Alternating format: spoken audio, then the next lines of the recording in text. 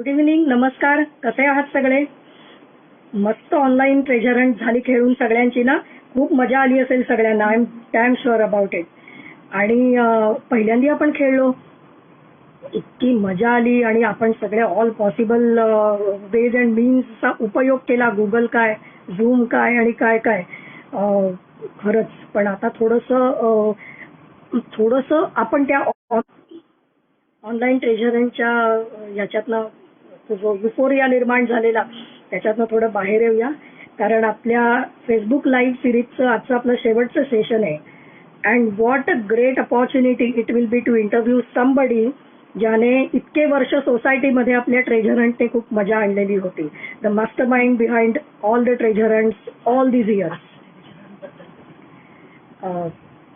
तर आजचा आपला जो फेसबुक लाईव्ह सिरीजचा स्पीकर आहे तो आपल्याच सोसायटीतला Jitendra Mhatre, brain behind treasure hunt of all these years. त्यामुळे of course it's a very good opportunity किंवा आपण छान योगायोग म्हणू शकतो. ट्रेझर हंट झाल्यावरती जितेंद्र आपल्या बरोबर आहे. जितेंद्र जॉईन झालाय आपल्याला. जस्ट एक फॉर्मल ओळख म्हणून मी आपल्याला सगळ्यांना जितेंद्र अतिशय एक आपला शांत मित्र, सोसायटीचा सभासद आणि चार्टर्ड अकाउंटंट म्हणून माहिती आहे. आणि शिवानंद किंवा शिवानंद सांस्कृतिक मंडळाचा ट्रेझर हंटचा ब्रेन ही आपल्याला त्याची ओळख आहे. Just a formal introduction. Jitendra Mhatre हा चार्टर्ड अकाउंटंट आणि लॉ ग्रॅज्युएट आहे. तसंच प्रॅक्टिसिंग चार्टर्ड अकाउंटंट आहे.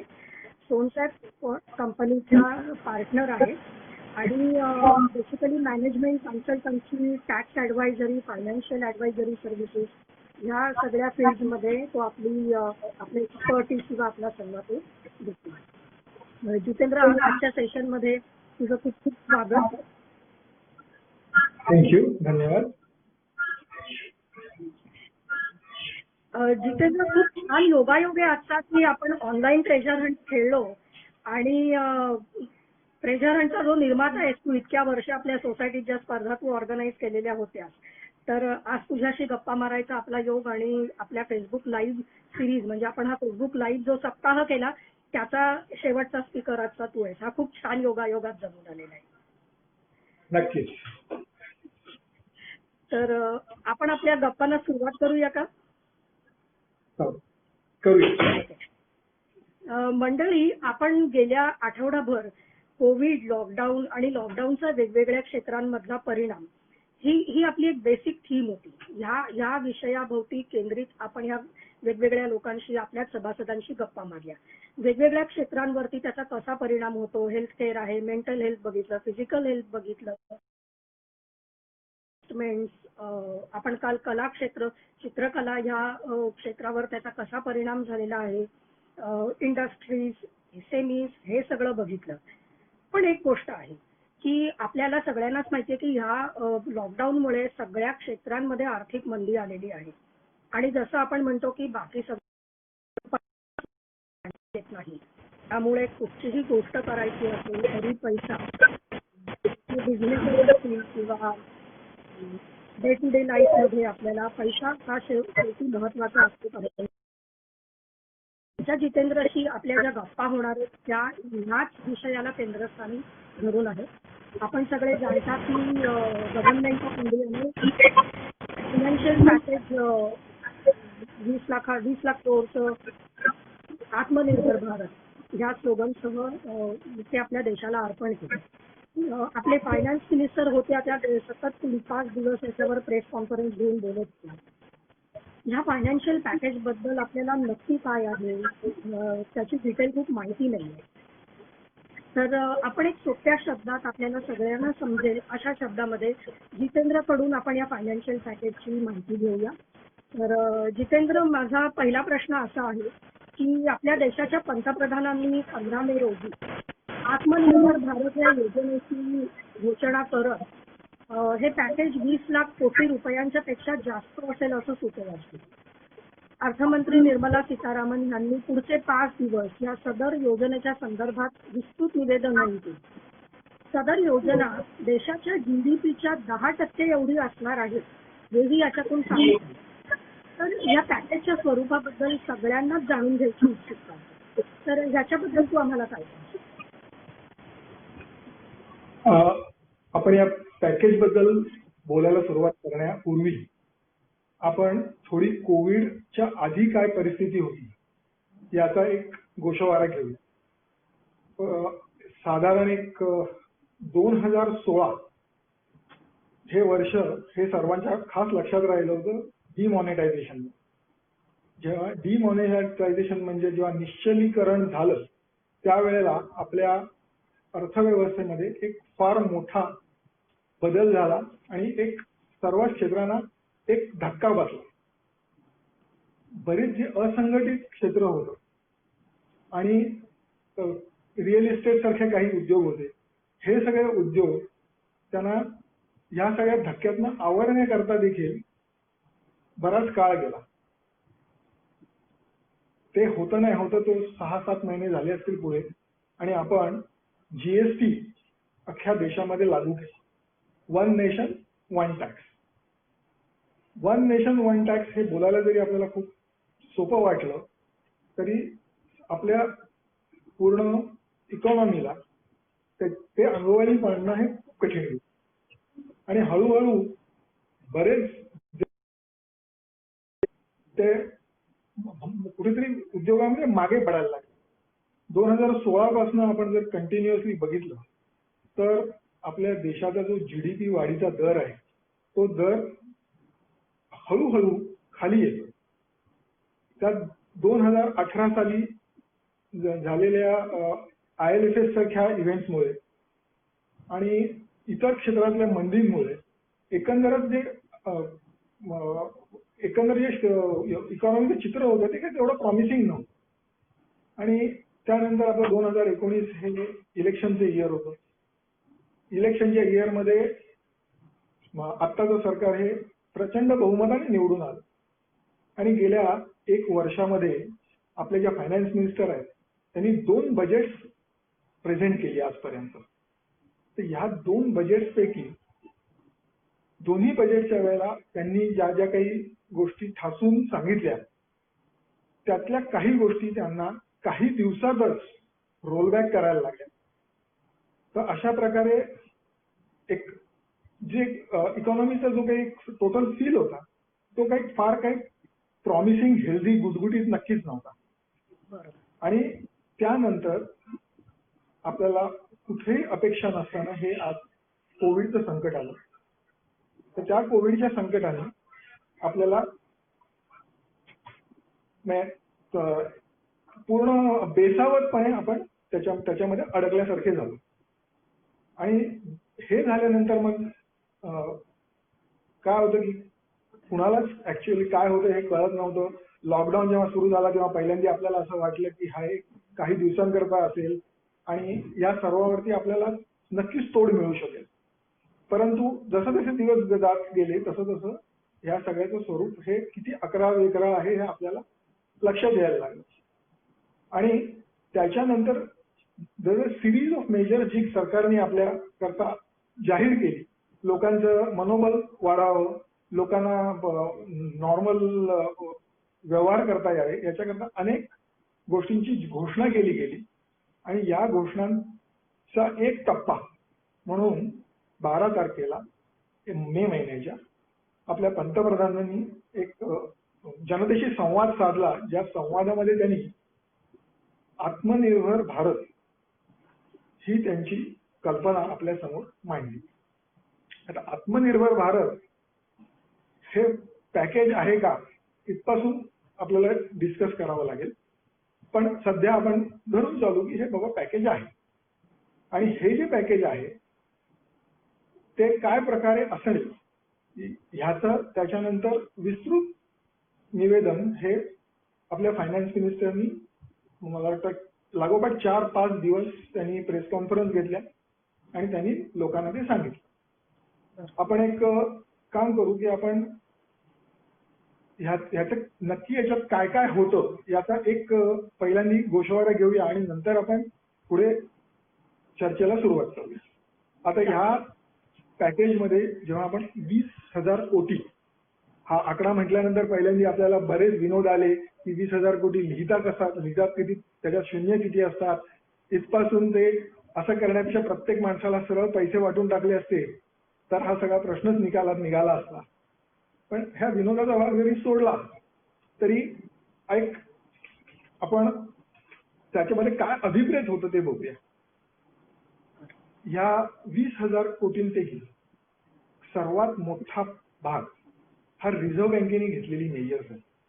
रिझर्व्ह बँक आपल्याला माहिती आहे की ज्याला आपण शिकलो की बँकर्स बँक किंवा लेंडर ऑफ लास्ट रिसॉर्ट, म्हणजे थोडक्यात काय की सर्व आपला जे व्यवहार आहेत त्या अर्थव्यवहारांचा एक कणा म्हणजे रिझर्व्ह बँक आहे.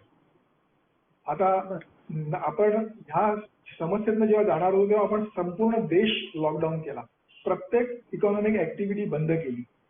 त्याचा नॅचरल परिणाम काय होणार की जे चलनात असलेला जो पैसा होता तो पैसा सगळा गोठला जाईल.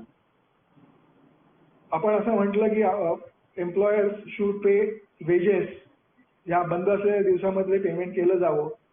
त्याच्यानंतर स्मॉल स्केल इंडस्ट्रीचे जे पैसे थकवलेत ते लोकांनी द्यावे वगैरे, ह्या सर्व घोषणा करणं खूप सोपं आहे. परंतु ह्या सर्वांकरता ऍडिशनल पैशाची गरज आहे. आणि मुळामध्ये ही जी बँकेची जी काही व्यवस्था आहे त्याच्याकरता लोकांना एक कम्फर्ट झोन देणं आवश्यक होतं की बाबा आपल्याकडे लागेल तेवढा पैसा आहे. आणि हे सांगण्याकरता म्हणून रिझर्व्ह बँकेने हे लॉकडाऊन झाल्यानंतरच्या एक 4-5 दिवसातच मोठी घोषणा केली आणि त्यांनी सांगितलं की आम्ही भरपूर लिक्विडिटी प्रोव्हाइड करतोय. 2 वेळा त्यांनी घोषणा केल्या. या भरपूर लिक्विडिटी प्रोव्हाइड करण्यामध्ये एक तर त्यांनी CRR कमी केला, म्हणजे जे बँकांना जे पैसे आपल्याकडे रिझर्व्ह बँकेमध्ये डिपॉझिट ठेवायला लागतात ते त्यांनी कमी केले. त्याच्यानंतर त्यांनी एक मार्जिनल स्टँडिंग फॅसिलिटी म्हणून डिक्लेअर केली की लागली तुम्हाला तर ही फॅसिलिटी अवेलेबल आहे.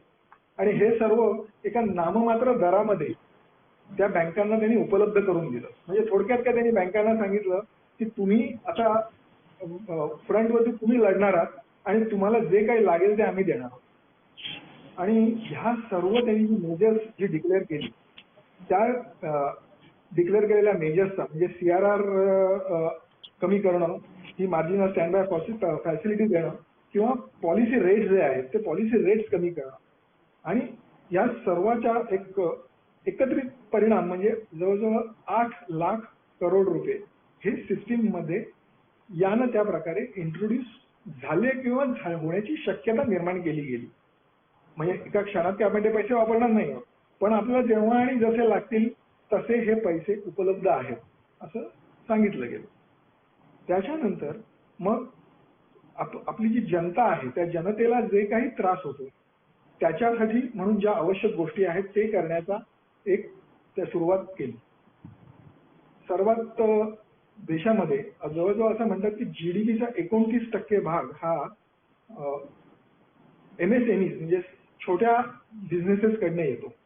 आता हे जे छोटे बिझनेस आहेत हे जनरली बहुतांशी प्रोफेशनली मॅनेज नसतात, फॅमिली ओन्ड असतात आणि त्यांची आर्थिक परिस्थिती जी असते त्याच्यामध्ये काही पुरेसं वर्किंग कॅपिटल नसतं आणि एक पैसा आला की त्याच्यात दुसरा पैसा देणं ही अगदी नॉर्मल गोष्ट आहे. आणि त्यांचं महत्व असं आहे आपल्या इकॉनॉमीसाठी की ते आपल्याला जास्तीत जास्त लोकांना एम्प्लॉय करतात. त्याच्यावरती बऱ्याच लोकांचा उदरनिर्वाह अवलंबून असतो आणि त्यामुळे त्यांच्यासाठी काहीतरी करणं आवश्यक होतं.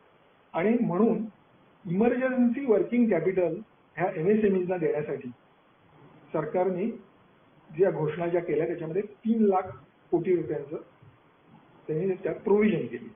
म्हणजे आता आपण बघितलं 8 लाख कोटी रिझर्व्ह बँकेने सांगितले आहेत, 3 लाख कोटी सरकारने या स्मॉल स्केल जे बिझनेस आहेत त्यांच्याकरता दिले. त्याच्यानंतरचा एक महत्वाचा आपला इकॉनॉमीतला भाग म्हणजे शेतकरी. तर शेतकऱ्यांना किसान क्रेडिट कार्ड ही जी तुमची एक्झिस्टिंग स्कीम आहे त्याच्यामध्ये त्याच्या थ्रू पैसे देण्याकरता, अर्थात हे पैसे म्हणजे लोन म्हणून देण्याकरता 2 लाख कोटी रुपयांची त्यांनी तरतूद केली. जेव्हा हे लॉकडाऊन झाला त्याच्यानंतर लगेच मला वाटतं म्हणजे एक दिवस सोडून गव्हर्नमेंटनी काही डिक्लेरेशन केली होती, ज्याच्यामध्ये गरीब कल्याण योजना नावाची योजना डिक्लेअर केली गेली की ज्याच्यामध्ये लोकांना अन्नधान्य पुढचे 3 महिने देण्याचं सांगितलं होतं.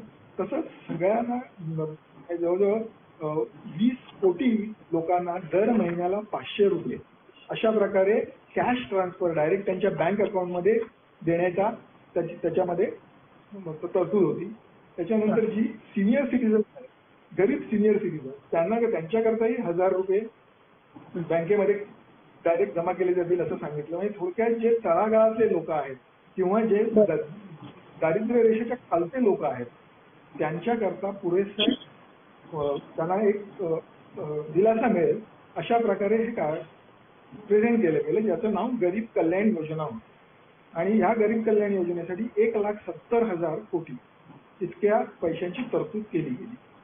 त्याचबरोबर शेतीसाठी लागणारं जे इन्फ्रास्ट्रक्चर आहे त्याच्याकरता 1 लाख रुपये, 1 लाख कोटी रुपये. त्याच्यानंतर इलेक्ट्रिसिटी ज्या कंपनीज आहेत, इलेक्ट्रिसिटीच्या डिस्ट्रीब्युशन कंपनी, त्यांच्याकरता 90,000 कोटी रुपये असे प्रोव्हाइड केले गेले. त्याच्यानंतर जी घरं बांधणीच्या संदर्भात जी टॅक्स कन्सेशन, ती सर्व टॅक्स कन्सेशन 31 मार्च 2020 संपुष्टात येतो. त्याची कालमर्यादा त्यांनी 1 वर्ष वाढवली, ज्याच्यासाठी जवळजवळ 70,000 कोटी एवढा तरतूद गव्हर्नमेंटला करणं आवश्यक होतं.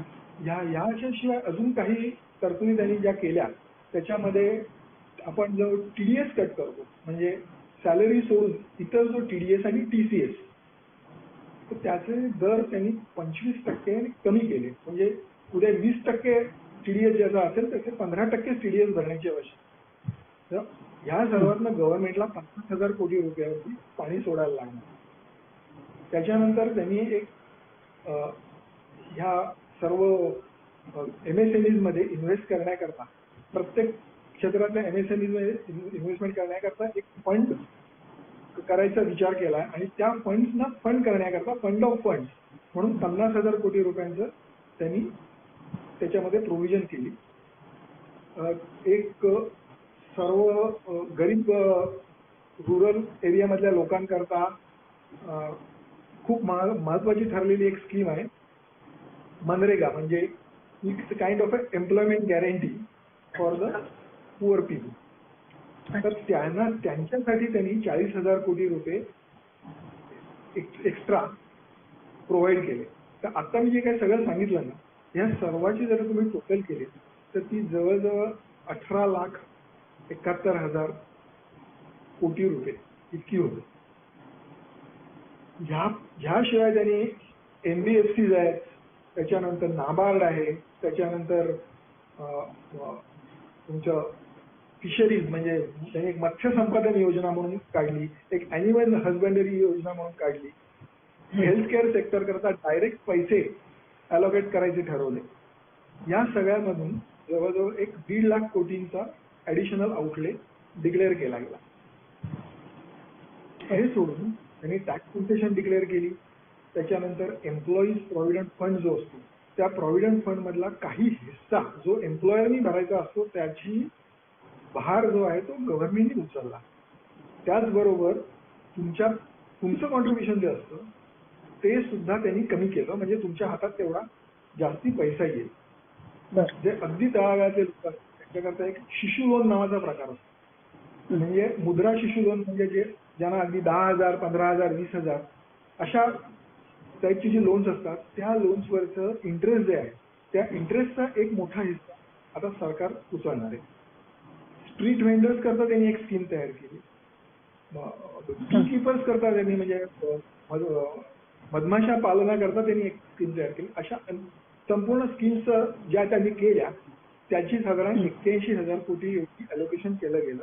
सो आपण जे काय आत्ता एक गोषवारा घेतला त्या सर्वाचा एकंदर आउटले हा 20,97,000 कोटी इतका होतो.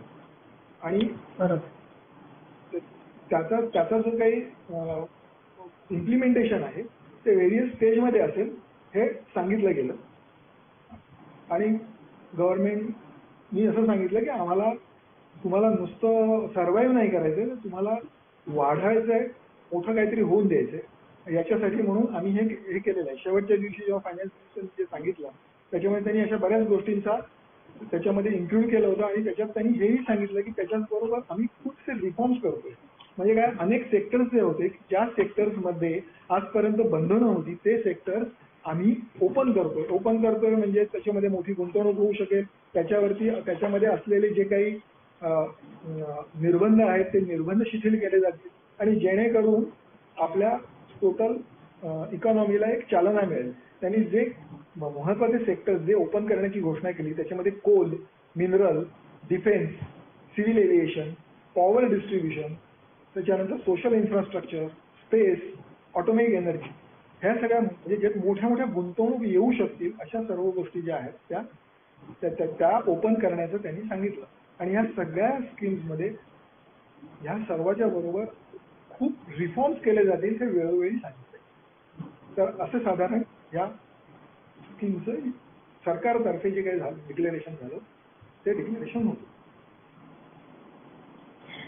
अतिशय जे इतके दिवस आम्हाला कन्फ्युजन झालं होतं ना, तर ते खूप सोप्या भाषेत त्याची ती फोड करून तू जे सांगितलंस ना, निदान कुठच्या सेक्टरसाठी किती रक्कम ही अलॉकेट केलेली आहे हे लक्षात आलं. पण एक प्रश्न असा आहे की मीडियामध्ये या पॅकेजवर खूप टीका केली गेली. अनेक अर्थतज्ञ किंवा राजकीय पक्षांनी हे पॅकेज एक दुमलाय असं सांगितलं. पॅकेजमध्ये सांगितलेल्या 20 लाख कोटी रुपयांपैकी जेमतेम 2 लाख कोटी सरकार खर्च करणार आहे. आणि ही रक्कम तुटपुंजी आहे, ही सफिशियंट नाहीये हे असं त्यांनी सांगून हे पॅकेज हवा तो परिणाम साधण्यासाठी असमर्थ आहे असा दावा बऱ्याच जणांनी केला. तर ह्याच्यामध्ये कितपत तथ्य आहे? कसं आहे की हे जे पॅकेज आहे तर पॅकेज म्हणजे काय असावं याची कुठेही डेफिनेशन नाही. त्यामुळे सरकारला जे काही योजनांकरता पैसे अलोकेट करायची इच्छा होती त्याप्रमाणे त्यांनी ते केले. आता लोक ज्यांनी कोणी टीका केली ती टीका काही गैर नाहीये, कारण आपण जर का सगळं बघितलं तर यावर्षी साधारण सरकारला याच्यावर ते साधारण 2-2.25 लाख कोटी इतकाच आउटले करावा लागणार आहे असं दिसतं. परंतु मुळात गोष्ट अशी आहे की सरकारने जी लोकांना लोन्स मिळण्याकरता तुम्ही लोन घ्या आम्ही आहोत या प्रकारची जी डिक्लेरेशन दिलं किंवा जो विश्वास दिला हा सगळा सुद्धा पॅकेजचा भाग आहे असं सरकारचं म्हणणं आहे. आणि त्याच्यात काही फारसं गैर नाही. जर तुम्ही बऱ्याच देशांशी त्यांनी कम्पेअर केलं की बाबा अमेरिकेने काय केलं किंवा जर्मनीने काय केलं किंवा जपानने काय केलं, वास्तविक ह्या सर्व देशांशी कम्पेअर करणं हे कुठेही योग्य नाहीये, कारण आपले सरकारमंत्री त्यांचे सरकारमंत्री खूप वेगळे आहेत. आणखी एक गोष्ट याची सांगायची वाटते की युकेने जी पॅकेज डिक्लेअर केले त्या युकेने डिक्लेअर केलेल्या पॅकेजमध्ये सुद्धा जवळजवळ आपल्यासारखा 90% ही रक्कम ही त्या वर्षात एक्सपेंड केलेल्या कॅश आउटगो नाहीये. तर ही फक्त त्यांनी तुम्हाला लिक्विडिटी ड्रिव्हन जे ऍडव्हान्टेज हे जे सुविधा आहे ती लिक्विडिटी ड्रिव्हन सुविधा तुम्हाला उपलब्ध करून दिलेली आहे. तर त्यामुळे हे पॅकेज आणि मुळात दुसरी एक गोष्ट की आपण कुठेतरी ही चूक करतोय की पॅकेज दिलं म्हणजे ती गोष्ट 1 वर्षात खर्च केली पाहिजे किंवा 6 महिन्यात खर्च केली पाहिजे हे आपणच ठरवलंय, म्हणजे टीकाकारांनी ठरवलं. तर असं तर होऊ शकत नाही की तुम्हाला प्रत्येक वेळेला त्या फ्रेम मध्ये तेवढ्या गोष्टी करता येतील, रिफॉर्म करता येतील. आता पॅकेज आम्ही कशाला म्हणायचं हे सरकारच्या मते त्यांचा प्रेरोगेटिव्ह आहे. त्याच्या युटिलिटी किती होईल हे म्हणजे बऱ्याच लोकांनी त्याच्यावरती जरी शंका व्यक्त केली आणि बऱ्याच लोकांनी सांगितलं कॅश आउटले खूप नाही आहे हे जरी सांगितलं तरी गव्हर्नमेंटचं काहीतरी व्ह्यूज आहेत, काहीतरी प्लॅन्स आहेत. त्यामुळे आपण नक्कीच त्याला जुमला नाही म्हणू शकत, पण द फॅक्ट रिमेन्स की त्यातला कॅश आउटगो जो आहे तो या वर्षामध्ये नक्कीच कमी असणार.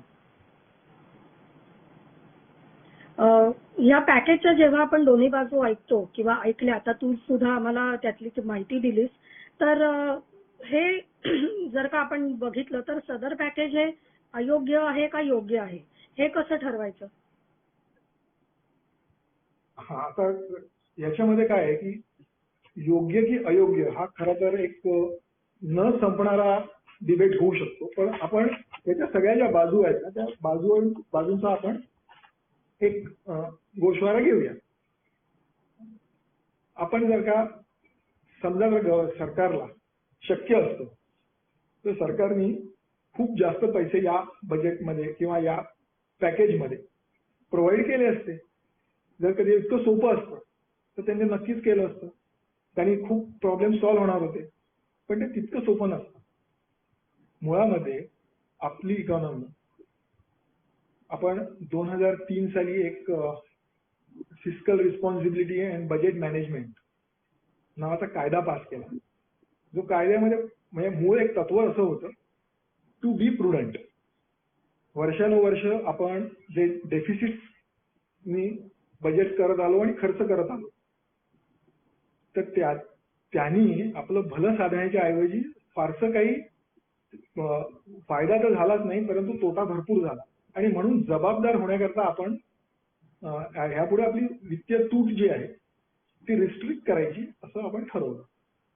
आता हे ठरवल्यानंतर आपल्याला नॅचरली आपण जेवढी पॅकेज जेव्हा करतो त्यावेळेला आपल्याला त्याचं तूट वाढण्यामध्ये त्याची परिणिती होते. हा तूट वाढल्यानंतर बरेच वेळा लोक म्हणतात काय झालं तर एखाद्या वर्षात 2 वर्षामध्ये तूट वाढली तर काय होतं. तर तूट वाढते ना जेव्हा, तेव्हा ती आपल्याला तूट वाढली म्हणजे बॅलन्स करावी लागते. म्हणजे आपल्याला आयदर एक्स्ट्रा बॉरोइंग करायला लागतात किंवा आपल्याला समजा पूर्वी अगदी लोक म्हणायचे नोटा छापणं. आता ह्या सगळ्या ज्या गोष्टी आहेत ना, ह्या सगळ्या गोष्टींचा जसा फायदा आहे की बाबा तुम्ही मनी पंप करून इकॉनॉमीमध्ये घातले तर तुमचा हा जीडीपीचा फॉल आहे तो कदाचित अरेस्ट होऊ शकतो. परंतु जेव्हा ही गोष्ट होते त्याच्याच बरोबर इन्फ्लेशन हा एक मोठा राक्षस आहे, त्याला आपण जन्म देतो. आपण पूर्वीच्या काळामध्ये बघितलं असेल आपल्या देशामध्ये खूप जास्त इन्फ्लेशन होतं. कुठेतरी एक अभ्यास करतानाही आपण वाचलेलं आहे. इन्फ्लेशन ही गोष्ट आहे ना की इट इज सेड की it is a cruel tax on the poor. म्हणजे जेव्हा पैशाची क्रयशक्ती कमी होते त्यावेळेला जो सर्वात व्हलनरेबल सेक्शन, जो खालचा सेक्शन असतो, त्याला त्याचे सर्वात जास्त दुष्परिणाम भोगावे लागतात.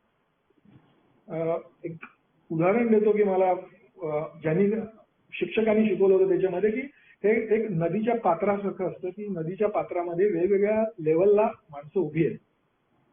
कुणाच्या पायाच्या घोट्यापर्यंत पाणी आहे, कुणाच्या कमरेपर्यंत पाणी आहे, कुणाच्या छातीपर्यंत पाणी आहे आणि कुणाच्या अगदी ओठापर्यंत पाणी आहे. आता इमॅजिन करा की 1.5 फूट पाणी वाढले, काय होईल? आधी आपण त्याचं वर्णन केलेले सगळे जे लोक आहेत ते सगळेजण येणं प्रकारे सर्वाईव्ह होतील. परंतु ज्याच्या ओठापर्यंत पाणी आहे, ज्याच्या हनवटीपर्यंत पाणी, तो बुडेल आणि त्याला सर्वाईव्ह होणं शक्य होणार. हेच फक्त इन्फ्लेशनमुळे होतं. ती जी क्रयशक्ती असते ती क्रयशक्ती ही सर्वात जो विकर सेक्शन आहे त्याला ती हिट करते. त्यामुळे आपण किती डेफिसिट फायनान्सिंग करू शकतो याला एक रिस्ट्रिक्शन आहे. आणि म्हणूनच सरकारने जे झेपेल ते करायचं असं ठरवलं. त्या उपर आपण जर लोन्स वाढवत गेलो, म्हणजे देशावरची कर्ज वाढवत गेलो, तर काय करतो, we are borrowing from the future. पुढच्या जनरेशनचा वरती आपण ते बर्डन क्रिएट करतो.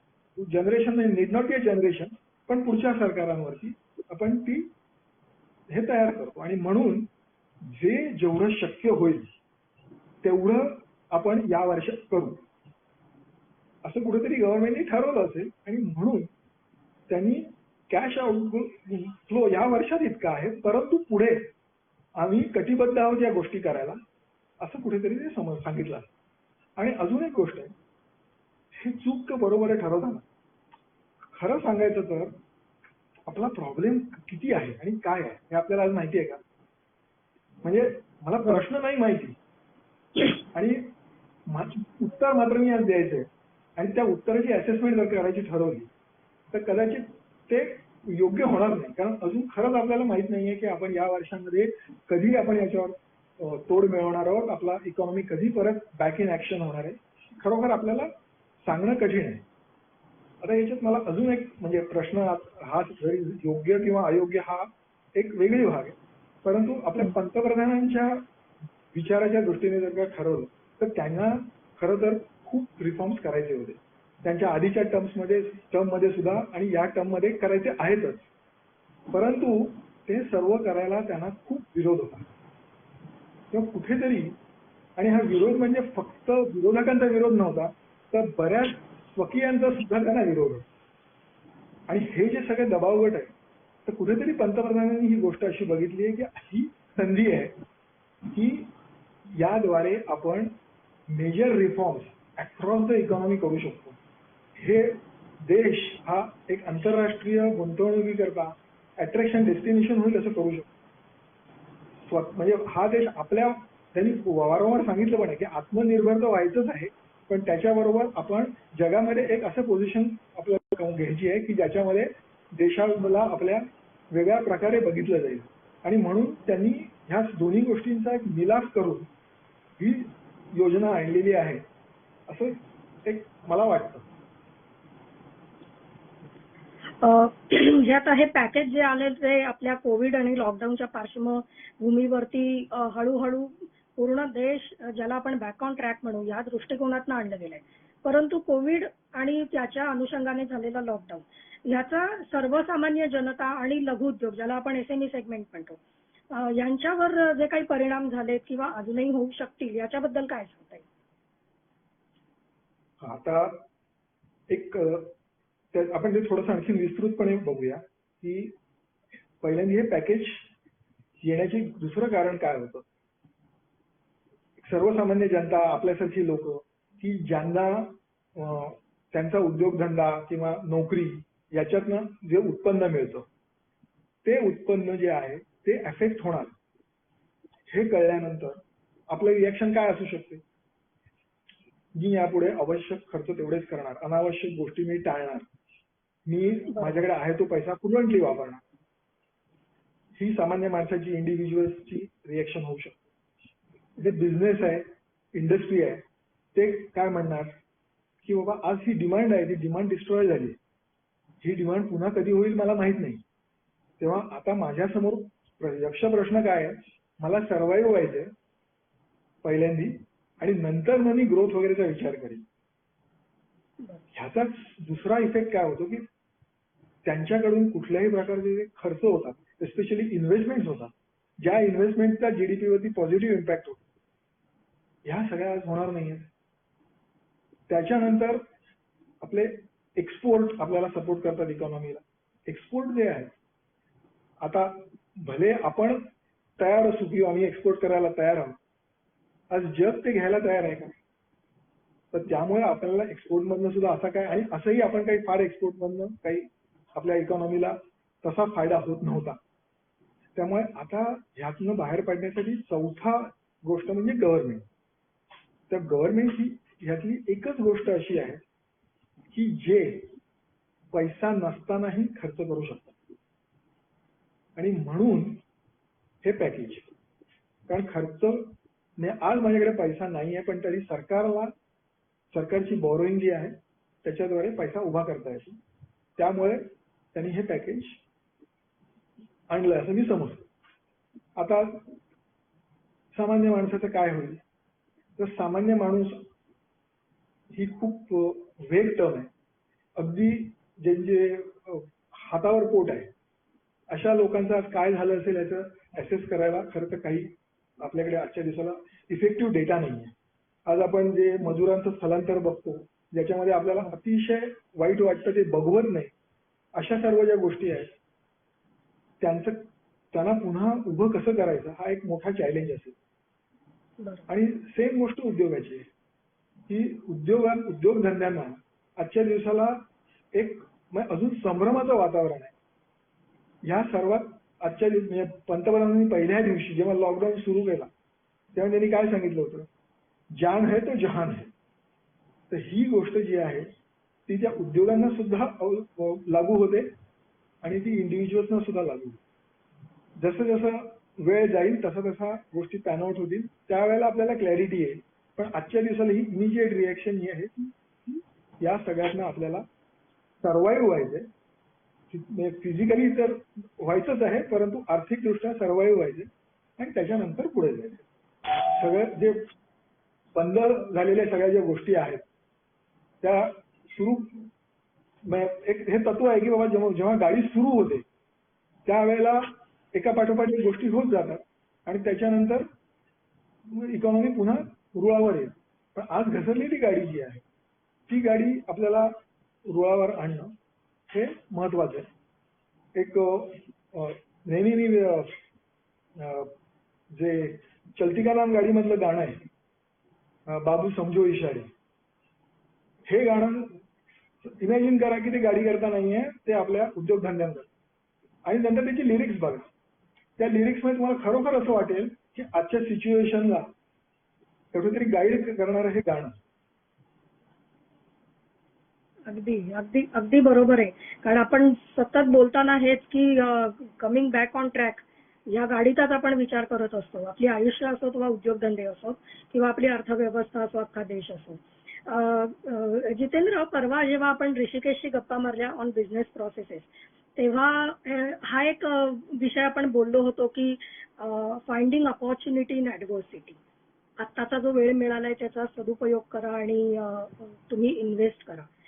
तर संकटातून नव्या संधी प्राप्त होतात. ह्याच्यावरती तुझं काय म्हणणं आहे? संकटातून संधी उत्पन्न होतात हे तर नक्कीच सत्य आहे. आज प्रश्न हाच आहे की यातले किती जण या संधीचा फायदा करून घेऊ शकतील. कारण आजच्या दिवसाला ऍडव्हर्सिटीला एक चॅलेंज म्हणून बघणं आणि त्या चॅलेंजच्या समोर उभं राहणं ही आता या काळाची गरज आहे.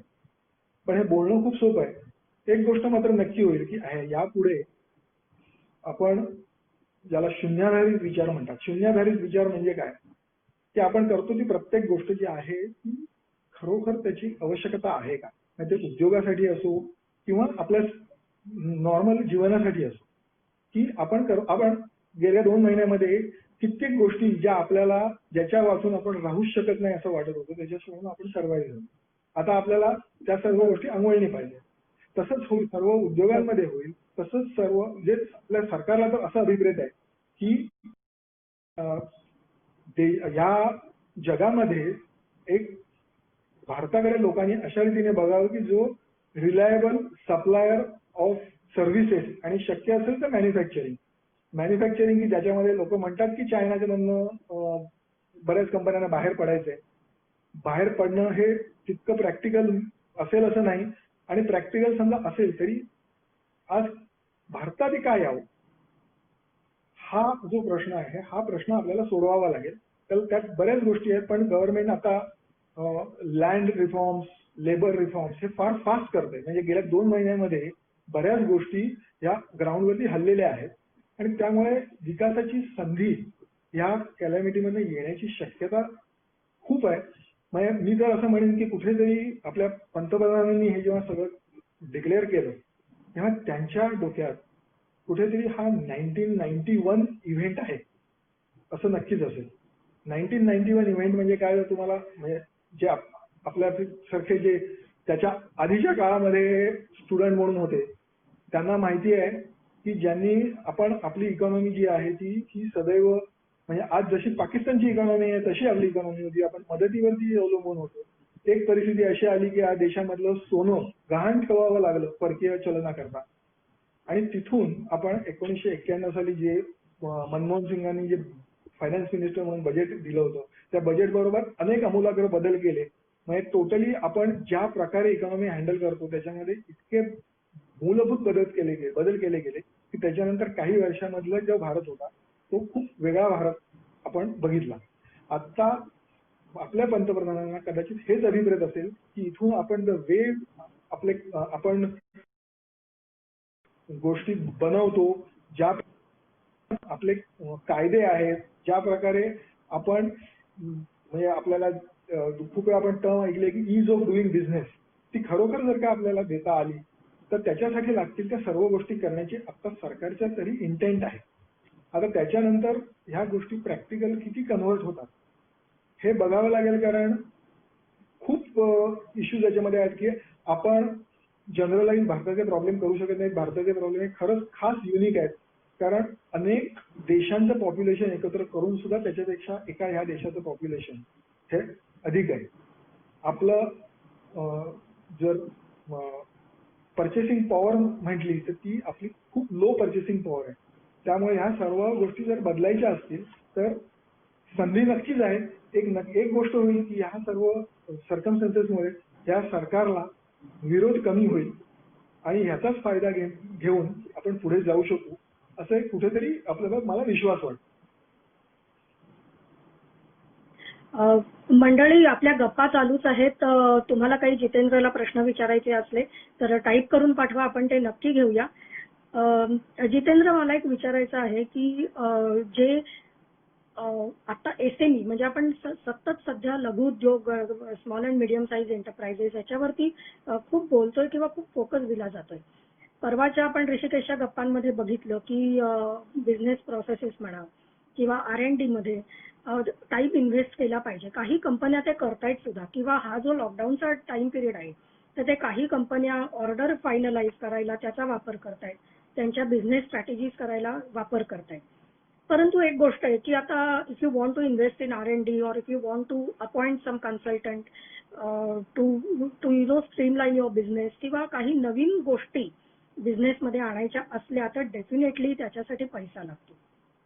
ऑलरेडी आता सगळ्या एसएमई सेगमेंट मधल्या कंपन्या आहेत तर त्यांच्याकडे वर्किंग कॅपिटल आहे, कमी आहे, लिक्विडिटी क्रंच आहे सगळीकडे. तर त्या सगळ्या कंपन्यांनी ह्या लॉकडाऊनच्या काळात आणि पुढेही आर्थिक नियोजन कसं करावं याच्यासाठी काय सल्ला देशील? स्पेसिफिकली या स्केलच्या ज्या कंपनीज आहेत त्याच्याकरता एक तर आपण या पॅकेजमध्ये बघितलं की या पॅकेजमध्ये त्यांनी इमर्जन्सी वर्किंग कॅपिटल म्हणून एक स्कीम ठेवली. 27 फेब्रुवारीला तुमचं जे लिमिट आहे त्या लिमिटच्या 20% तुम्हाला इमर्जन्सी क्रेडिट फॅसिलिटी हे दिल्या जाते. तर त्याच्यामुळे बँकर्स जे काही तुमचे एक्झिस्टिंग क्रेडिट लिमिट्स आहेत त्या एनहान्स करायला नक्कीच तयार असतील. त्याच्याशिवाय एक ज्याला आपण लोन नाही म्हणता येणार, ज्याला सबऑर्डिनेटेड डेट म्हणतात, तर सबऑर्डिनेटेड डेट अवेलेबल करून देण्याकरता गव्हर्नमेंटने फंड केलेला आहे. म्हणजे हे तुमच्याकडे हे पैसे जे येतील हे पैसे तुम्हाला जरी डेट स्वरूपात असले तरी तुम्हाला कुठल्याही फॅसिलिटीज, फायनान्स फॅसिलिटीज देण्याकरता हे तुमचे कॅपिटल म्हणून धरले जाते. तर हे मिळण्याची पण एक सुविधा केलेली आहे. पण मुळामध्ये काय ह्या सर्व गोष्टी आहेत ह्या फक्त कदाचित सर्व्हायव्हल करता होतील. त्याच्या पलीकडे जर का आपल्याला बदलायचं असेल तर आपल्याला एक लॉंग टर्म व्हिजन प्रत्येक उद्योगाला पाहिजे. मी रिलेव्हंट आहे का माझ्या इंडस्ट्री करता आणि मी सक्षम आहे का की मी आज आहे त्याच्यापेक्षा जास्त चांगल्या प्रकारे सस्टेन होऊ शकेल आणि मी वाढू शकेल. त्याचं एक असेसमेंट प्रत्येक उद्योगाला केली पाहिजे. अनफॉर्च्युनेटली काय होतं की बऱ्याच ठिकाणी जिथे मी मालक आहे हा विचार जिथे असतो तिथे बऱ्याच फ्रेश आयडिया ज्या आहेत त्यांना वाव मिळत नाही. तेव्हा प्रत्येक अशी जे सो कॉल्ड मालक या कन्सेप्ट मधील लोक आहेत त्यांनी एक थर्ड पार्टी असेसमेंट केली पाहिजे की मी जे आज बोलतोय, मी जो अशा प्रकारे बिझनेस करतोय, जो विचार करतोय, हा सर्व जो आहे तो खरंच व्हॅलिड आहे का माझं उद्योग अधिक चांगल्या प्रकारे करता येईल का, मी या सर्व गोष्टी ज्या आहेत त्या गोष्टींमध्ये जर माझ्यापेक्षा जास्त केपेबल व्यक्ती आहे तिला मॅनेज करायला दिलं आणि मी मालक म्हणून मागे झालो तर ही गोष्ट चांगली होऊ शकेल का, या सर्वाची एक असेसमेंट करण्याची आवश्यकता आहे. म्हणजे थोडक्यात काही ओपन माइंड, हे खरं कोविडला नाही ऍप्लिकेबल, हे सदैव आहे. पण आज कोविडमध्ये काय आहे की आपण दुसरं काही करत नाही आहोत, आपल्याकडे विचार करायला वेळ आहे. तर त्यामुळे तेव्हा आपण हा सर्व विचार करून सस्टेन कसं होता येईल याचा एक प्रयत्न करायला नक्कीच हरकत नाही. म्हणजे थोडक्यात पहिलं तर you survive, after that you become stable and after that you become normal. मला वाटतं हेच रुटीन असणार आहे आता, किंवा हा वे फॉरवर्ड आपण ज्याला म्हणतो तोच आता असणार आहे याच्या पुढे. नक्कीच. असं म्हणायला हरकत नाही की ठीक आहे, जे पॅकेज आहे गव्हर्नमेंटचं वेगवेगळ्या सेक्टरमध्ये वेगवेगळ्या स्तरावर लोकांना कुठेतरी गव्हर्नमेंट मदत करायचा प्रयत्न करता आहे. तर तू जसं म्हणालास की आत्ता तुम्ही हे तुम्हाला सस्टेन करायला किंवा आत्ता सर्व्हाइव्ह करायला याची मदत नक्की होणार आहे. एक प्रश्न आहे, गोष्ट तिथे मी सांगतो की गव्हर्नमेंट, हा बोल प्लीज. हा नाही, गव्हर्नमेंटने असं कुठेही सांगितलेलं नाहीये की त्यांच्या बाजूनी जे काही डिक्लेअर करायचंय ते संपलंय. त्याच्यामुळे गव्हर्नमेंट इज ओपन. जसं जसं प्रॉब्लेमचं स्वरूप कळेल तसं तसं गव्हर्नमेंटकडनं सुद्धा रिस्पॉन्स येणार आहे. त्यामुळे कदाचित ह्या पॅकेजमध्ये अल्टरेशन होईल, ऍडिशन होईल आणि त्याप्रमाणे त्या गोष्टी ऍड्रेस केल्या जातील. ओके. सो थोडक्यात आत्ताची जी काही परिस्थिती आहे असं म्हणायला हरकत नाही की गव्हर्नमेंटही लक्ष ठेवून आहे आणि हे पॅकेज डायनामिक असणार आहे. जशी गरज तसे त्याच्यात बदल होऊ शकतात. बरोबर. आणि त्याचबरोबर कदाचित बाय कंपल्शन म्हणा पण महाराष्ट्र गव्हर्नमेंट सुद्धा एक पॅकेज घेऊन येईल. किती उपयोगी असेल ते आपण नंतर ठरवू शकू, पण महाराष्ट्र गव्हर्नमेंटकडनं एक पॅकेज येण्याची शक्यता आहे. आय थिंक महाराष्ट्रामधल्या लोकांसाठी नक्कीच ही चांगली गोष्ट, एस्पेशली उद्योगधंद्यासाठी आशादायक हे असू शकतं. एक प्रश्न आलाय Jitendra. Purchasing power of common man is negligible at present. In such case how will demand be created? Don't you think government should have given certain package to common man also? असं आहे की goods are ready and will be sold due to this. If government has given rupees 1 crore to each person, would that lead to GDP growth? नाही, मुळामध्ये कसं आहे माहिती आहे का, आत्ताचं जे पॅकेज आहे त्याची व्हॅल्यू पर पर्सन काढलीत तुम्ही तर ती फक्त 15,000 रुपये. 15,000 रुपये प्रति डोळी खर्च करून आपण आपली लिमिट स्ट्रेच करतोय. त्यामुळे गव्हर्नमेंटचे हात सुद्धा जे आहेत ते बांधलेले आहेत. त्यामुळे त्यांना काही किती इच्छा असली तरी ते असं डायरेक्टली कॉमन मॅन मध्ये त्यांच्या दृष्टीने जे कॉमन मॅन किंवा जे बॉटम ऑफ द पिरामिड होते त्यांच्याकरता 3 महिने कॅश ट्रान्सफर ही त्यांनी ऑलरेडी प्रोव्हाइड केलेली आहे. त्याच्यानंतर त्यांनी स्ट्रीट वेंडर्स करता स्कीम केली आहे. त्याच्यानंतर या सगळ्या छोट्या छोट्या लोकांकरता स्कीम केली आहे. त्याच्या पलीकडचा जो भाग आहे तो गव्हर्नमेंट कदाचित याच्या पुढे येईल सुद्धा, पण आजच्या दिवसाला गव्हर्नमेंटला ती कमिटमेंट देणं शक्य नाही.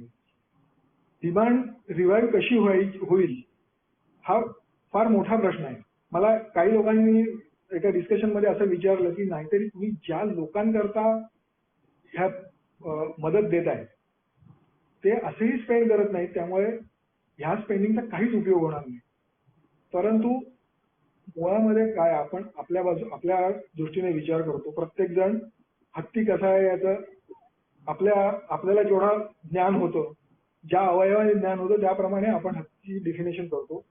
आपल्या 135 कोटीच्या पॉप्युलेशनच्या देशामध्ये गव्हर्नमेंटला ह्याच्या पलीकडे जाऊन करणं हे शक्य होणार नाही. तर त्यामुळे ह्यातनं आपण या कलॅमिटीतनं लवकर बाहेर पडणं आणि त्याच्यानंतर आपण स्वतःच्या पायावरती आपल्या प्रयत्नांनी, प्रायव्हेट एंटरप्राइजेसनी प्रयत्न करून, एनजीओनी प्रयत्न करून लोकांना सस्टेन करणं हाच वे फॉरवर्ड आहे. आपण गव्हर्नमेंटकडे याच्या पेक्षा जास्त अपेक्षा ठेवणं हे काय योग्य होईल असं मला वाटत नाही. बरोबर. तू आपण ज्या काही आतापर्यंत गप्पा मारल्या हे तर अगदी क्लिअर आहे की असं काही नसतं की गव्हर्नमेंटनी 20 लाख करोड रुपयांचं पॅकेज दिलं, डिक्लेअर केलं की ते पर हेड अमुक अमुक पैसे तुम्हाला मिळतील असं नसतं. कुठेतरी सगळे उद्योगधंदे आणि सगळी आयुष्य अगदी top to bottom I would say ती हळूहळू मूळ पदावर किंवा हळूहळू ती मार्गाला लावणं हे सध्या त्याचं हा पॅकेजचा हेतू आहे. जितेंद्र, खूप छान आणि खूप सोप्या भाषेत आम्हाला तू समजावून सांगितलंस. एरवी फार फायनान्स आणि हा प्रकार एवढा क्लिष्ट असतो की तो सगळ्यांना समजत नाही. तर खूप खूप तू आजची जी प्रश्नांची आमची उत्तरं दिलीस ना ते आम्हाला सोपं होऊन गेलं, थोडंसं कळलं आम्हाला की एक्झॅक्टली हे फायनान्शियल पॅकेज काय आहे. आणि आपण हीच अपेक्षा करूया की जसं आपण म्हणतोय वेट अँड वॉच, हळूहळू सगळी आयुष्य मार्गाला लागतील हीच आपण प्रार्थना करूया. जितेंद्र, आज आमच्या बरोबर तू गप्पा मारल्यास याबद्दल तुझे खूप खूप आभार. Thank you so much. आणि तुमचे पण मी आभार मानतो, कारण काही हे या प्रकारे टेक्नॉलॉजी वापरायचा माझा फारसा पिंड नाही. मी हळूहळू शिकतोय आणि त्यामुळे मी आज या फेसबुक लाईव्हच्या माध्यमातून संवाद साधू शकतो. आणि आता या सगळ्या आपण जे काही बोललो त्याच्यावरती हे करताना एक दुसरा मगाशी गाणं सांगितलं तसं एक गाणं डोक्यामध्ये आलं की बाबू समजो इशारे. रात भर का है मेहमा अंधेरा, किसके रोके रुका है सवेरा. तेव्हा आपण आशावादी असलो पाहिजे आणि त्याच्याचबरोबर आपण आपल्याला जे शक्य आहे तेवढ्या गोष्टी पॉझिटिव्ह करत राहिलं पाहिजे, जेणेकरून आपण या सर्व सिच्युएशन वरती मात करू आणि पुढचं आपलं आयुष्य हे जास्त सुकर होईल हे एन्श्युअर करू असं मला वाटतं. खूप खूप छान पॉझिटिव्ह नोटवर तू हे शेवटचं तुझं स्टेटमेंट आहे जितेंद्र. इतकं ते ऐकून आय वुड से धीर आला असेल सगळ्यांना. आणि जसं तू म्हणालास की टेक्नॉलॉजी वापरून अशा प्रकारचं सेशन करायची तुझी पहिली वेळ आहे. शिवानंद सांस्कृतिक मंडळ देखील फेसबुक लाईव्ह ही टेक्नॉलॉजी पहिल्यांदाच आपण वापरतोय. आणि हा जो सप्ताह आपण चालू केला होता आपल्याच सोसायटीतील वेगवेगळ्या क्षेत्रातील लोकांशी गप्पा मारायचा, तो कुठेतरी चांगल्या रीतीने प्रयत्न केलाय असं वाटतंय आम्हाला टीमला. प्रेक्षकांनी, आपल्या व्ह्युअर्सनी, आपल्या सभासदांनी जरूर कळवा. Jitendra, once again thank you so much. आणि अजून व्ह्युअर्सनी जाऊ नका, कारण हे सेशन जितेंद्र बरोबरच संपलंय, पण अजून एक छोट्या गप्पा आपल्या 5 मिनिटाच्या होणार आहेत. तर स्टे ट्यून. मी आता हे सेशन हे वर्षाला हँड ओव्हर करते.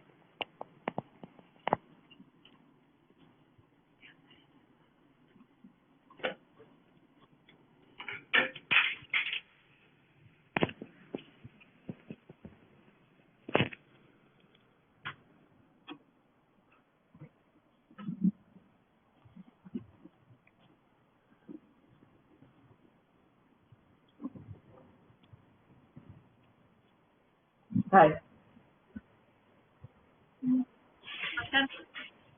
प्रगती, धन्यवाद. आपलं जे पहिलं सत्र होतं ज्याच्यामध्ये आपण कोविड-19 आणि वेगवेगळ्या क्षेत्रावरती त्याचे जे होणारे परिणाम किंवा जे झालेत, होणार आहेत आणि काय काय काळजी घ्यावी हे सगळं आपण आता बघितलं. आपले जे इथे तज्ज्ञ आले होते त्या सगळ्यांनी अतिशय छान माहिती दिली आणि छान म्हणण्यापेक्षाही रंजक पद्धतीने दिली. हे सगळे विषय गंभीर होते, गहन होते, पण त्यांनी ते खूप सोपे करून आपल्याला सांगितले. अर्थात हे जे सगळं आपल्या समोर आलं, हा जो एकूण सगळा कार्यक्रम किंवा हे पहिलं सत्र जे सादर झालं, तर हे सादर करण्यामागे मुख्य कल्पना होती ती जयश्रीची होती. आणि अर्थात तिला जयश्री म्हणणं मला खूप कठीण जाते, कारण की युजली आम्ही तिला जे असं म्हणतो, पण आपल्याला सगळ्यांना ती अतिशय परिचित आहे. आपल्या सहनिवासामध्ये अतिशय ऍक्टिव्ह असते, ती सगळ्या गोष्टींमध्ये सहभाग असतो आणि बऱ्याच नवीन नवीन कल्पना तिला सतत स्फुरत असतात. आणि म्हणून नेहमी प्रत्येक गोष्टीच्या मागे राहून धडपड करणारी, प्रत्येक गोष्ट अरेंज करणारी, आज आम्ही ठरवलं की तिलाही आपण इथे आणूया FB लाईव्ह वरती. जयश्री, तुझं मनापासून स्वागत आहे. जयश्री वेगळी नव्याने ओळख करून याची गरजच नाही. फक्त मला तिला पहिला प्रश्न हा विचारायचा आहे की हे पहिलं सत्र अतिशय सक्सेसफुल झालं, छान पार पडलं आणि मला माहितीये सगळ्यांना ते खूप आवडलं. तुला कसं वाटतंय? Actually speaking very very energetic वाटतंय मला. फ्रँकली मला हे माहिती नव्हतं की हे कसं होईल. मी थोड्या लोकांशी बोललेली होती की असं असं मला करायची इच्छा आहे आणि let's see how it happens. आणि everybody as usual never discourages me in Shivanand. Always takes my word. Let me do what I like to do. म्हणजे माझ्या ज्या अशा भन्नाट कल्पना असतात त्याच्याबरोबर सगळे अगदी होला हो म्हणून अगदी हो म्हणतात. which I'm so very grateful for Shivanand to give me that kind of stage to do what I would like to do or to at least implement what I think I could achieve. त्यामुळे मला इतकं समाधान वाटतं आणि I'm feeling like I'm blessed. I have a blessing of all of Shivanand behind me to do these kind of ventures. Actually, it's always a team work. What you said is correct. पण त्याच्या मागे बऱ्याच वेळेला तुझ्या अतिशय धाडसी आणि नवीन नवीन कल्पना असतात आणि ते अर्थात प्रत्यक्षात उतरवायला खूप सारे लोक असतात. तर मला तुला अजून एक प्रश्न विचारायचा आहे की हे तुला सगळं कसं काय सुचतं? लेट मी से आता जितेंद्रने सांगितलं ना काहीतरी म्हणजे काहीतरी वाईटातून आपल्याला मार्ग सुचतो असं मी आयुष्यात घडत गेलेलं आहे.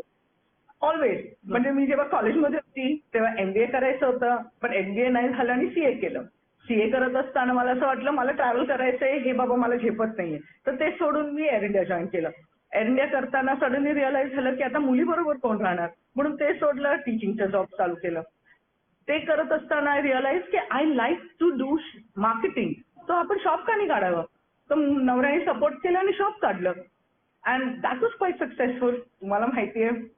आणि ते करत असताना सडनली आय रिअलाइज की I mean I have done quiet a bit and now let's sit back and relax and enjoy that what I have done. आणि एव्हरी टाइम माझ्या ब्रेनमध्ये काहीतरी नवीन म्हणजे आता हे इन आहे मला हे करायचंय. हे काहीतरी नवीन घडतंय मला हे ह्याच्यात अनुभवायचंय. आता सगळ्यांनी फेसबुक लाईव्ह चालू केलं. आपण घरी होतो 2 महिने. आपण फक्त ग्रॉसरी आणि व्हेजिटेबल्स आणि फ्रुट्स एवढाच विचार करत होतो. सडनली रिअलाइज झालं की आता 2 महिने झालेले आहेत. लोक म्हणतायत की हळूहळू लॉकडाऊन कमी होणार आहे. हे विचार करताना मला असं वाटलं आता पुढे काय.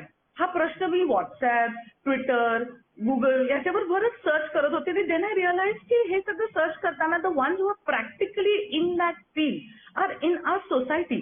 So why don't we ask these expert. म्हणजे प्रत्येकाचं एक क्षेत्र असतं आणि they are very very excellent in these field. आणि आपल्या सोसायटीचं इतकं भाग्य आहे की प्रत्येक फील्डचा व्यक्ती आपल्या सोसायटीत आहे. तर म्हटलं why don't we ask them. आपण जशी गप्पा मारतो एरवी तशी आपण गप्पा मारूया. रिअलाइज झालं की आपण लॉकडाऊन आहे एकत्र भेटू शकत नाही तर म्हटलं झूमवर करूया कसं करूया. त्यांना रिअलाइज की आपणच का तो लाभ घ्यावा. आपलीच सोसायटी का ती लाभ घ्यावी. कदाचित फेसबुकवर अजून लोक ऐकतील अजून लोक प्रेरित होतील अजून लोकांना इन्स्पिरेशन होईल की no no that's not the end of it. Like Jitendra आता म्हणाला तसं अंधेरो के बाद रोशनी है. तो हे जे फिलिंग आलं पाहिजे हे मला करायचं होतं. And I think I kind of succeeded in it. Kind of नाही. You have, we as a team, we as a Shivanand, we all have succeeded in that. आणि मला असं वाटतं अजून एक त्याच्यात खूप गमतीची गोष्ट झाली म्हणजे हे जे सिनियर सगळे होते किंवा तज्ञ मंडळी जी होती ते आता जसं जितेंद्रनी सांगितलं आणि बाकीच्याही सगळ्यांनी सांगितलं की त्यांनी फेसबुक लाईव्ह कधी गेले नव्हते त्यामुळे त्यांनी ह्या गोष्टीची पण मजा घेतली अँड दे वर क्वाईट एक्साइटेड अबाउट इट आणि त्यांना सगळ्यांना खूप छान वाटलं. दुसरी गोष्ट मला तुला सांगायची आहे बाकी सगळं तू खोटं बोललीस. तू म्हणालीस की you can sit back and relax. तसं नाहीये. तू कधीही रिलॅक्स स्वस्थ शांत बसू शकत नाहीस. पण ऍक्च्युली ते चांगलं आहे आपल्या सगळ्यांसाठी. ते खूप चांगलं आहे कारण तुझ्या डोक्यात नवीन नवीन कल्पना येतात आणि आपल्याकडे अक्षरशः प्रत्येक मेंबर उत्साही आहे आणि सगळेजण त्याच्यात खूप उत्साही सहभागी होतात. त्याच्यामुळे Jayashree it was really a pleasure working together as a team आणि आय एम शुअर सगळ्यांना खूप मजा आली असेल. सो पुढचं जे सिगमेंट येणार आहे किंवा पुढचं जे सत्र येणार आहे त्याच्यामध्ये वेगवेगळ्या प्रकारची स्किल्स तुम्हाला अनुभवायला मिळतील. मी त्याच्याबद्दल आता जास्ती सांगत नाही कारण तुमची उत्सुकता नाहीशी होईल. त्याच्यामुळे जसं तुम्ही हे सत्र तुम्ही एन्जॉय केलं किंवा तुम्हाला खूप मजा आली तसंच पुढच्या आठवड्यात पण तुम्हाला खूप धमाल येणार आहे. त्याच्यामुळे स्टे ट्यून, बघत राहा, आनंद घेत राहा, मजा करा, स्वतः आनंदी राहा, सगळ्यांना आनंदी करा. आणि Jayashree again thank you so much आणि आपले जे सगळे प्रेक्षक आहेत, आपले जे सगळे सहनिवासी आहेत, त्या सगळ्यांचेही मनापासून आभार. धन्यवाद. थँक्यू.